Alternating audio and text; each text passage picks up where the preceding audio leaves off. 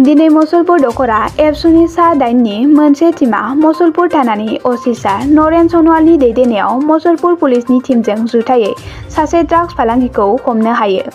दखरानि सिङाव थानाय सोनाब बांनाबारि गामिनि रायजोफोरा दखरा एबसुनो सानै लाइमोन सेंग्राफोर हमना दोननाय खौरां हरनायाव जों जाथायसालिसिम थांनायाव सानै ड्राग्स एडिक्टेड लाइमोनफोरखौ नुहैयो।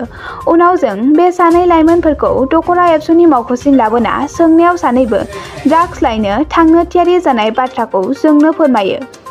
बिसोर जोंनो ड्राग्स फालांगिया नलबारि गणेश मन्दिर बरखुसिनि गंसे दालाङाव लोगो हमना ड्राग्स लांफैनो लेंहरदों होनना फोरमायो। पुलिसफोर आरो दखरा आफादनि टीमा नलबारि गणेश मन्दिर बरखुसिसिम थांना ड्राग्स लायनो गोनां लाइमोनफोरखौनो ड्राग्स फायग्रा जाहोना ड्राग्स फालांगिरि बन्टी दासखौ सिग्रोमनायाव बिनियाव मोन 9 कन्टेनार आबुं ड्राग्स आरो 9,000निबो बांसिन रां जायगायावनो बोखांनो मोनो।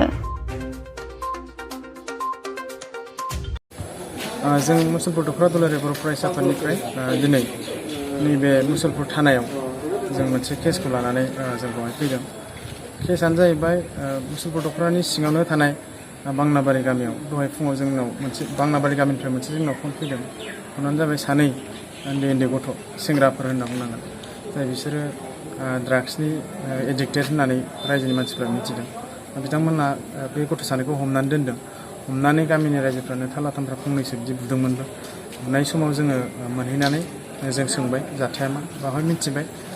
बिसोर सानै गथ'आ सिरिन्ज लानानै दिनै बिसोरो ड्राग्स लायनायनि बाथ्रा दंमोन।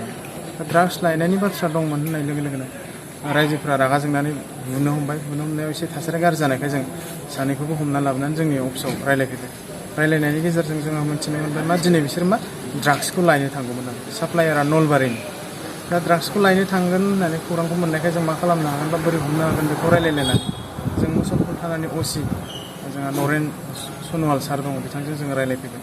बिथाङा बुंबाय मा जेरैखि जाया पेडलारखौ हमनांगोन। दा पेडलारखौ हमनांगोन होननायलाय जोङो मोनसे प्लेनिं खालामनायसै जेरैखि जाया बिसोरो ड्राग्स बायग्राफोरखौ लेंहरनानै बेखौ हमहोगोन बिदि स्टाइलाव जोङो सावरायलायनानै खामानिखौ मावनायसै। आरो बिदिनो पुलिसनि मोनसे टीम आरो जोंबो दखरा एबसुनिफ्राय सा 8नि मोनसे टीम जोङो नलबारि गणेश मन्दिरनि साहाजों गामिनि नामखौ एक्जेक्ट आं मोनथिलिया मामोन। दा बिसिम जोङो दों होसो थांनानै बे ड्राग्स पेडलार मा होनोमोन बन्टी दासखौ अ.सि. सारमोनानो डाइरेक्ट सार्च खालामनानै सिग्रोमनानै डाइरेक्ट ड्राग्स मोनदों। फिसा मोन 9 कन्टेनारनि बथल ओमफ्राय माखासे मानि फैसा 9,000नि एबभ नामा बिदि फैसा मबाइल गंसे बिदि बिथांमोना बोखांनो हादों। दा साननो गोनां बाथ्राया बेसो दिनै ड्राग्सआ बाक्सा हिसाबै गुबुन जायगाफ्रावबो बेफोरबायदि बोखांबाय थानो हादों बा बोखांबाय थानो मोनदों।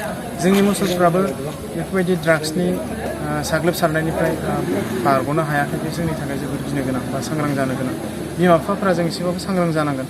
गार्जेनफोरा दिनै एसे सांग्रां जानांगोन। नंगौ सानै गथ'आ दिनै माइनराव गोलैयो। बिथांमोनखौ जोङो केस होनानै जोबथेसालिसिम जों दैथायहरनायखौ जों लुबैयाखै। नाथाय बिथांमोननि बिमा बिफा आरो जोङो बे गथ'फोरखौ लानानै जोङो रिहेबिलिटेसन सेन्टारफोराव दोनहरनानै बिसोरखौ फाहामफिननायनि लामासिम लांनो हायो नामा बे मोनसेखौ जोङो साननाय जादों।